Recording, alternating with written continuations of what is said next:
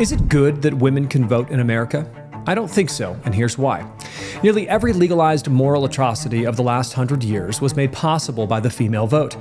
Abortion and homosexuality would likely still be illegal if not for the female vote. Mass immigration and the welfare state rode on the backs of the female vote.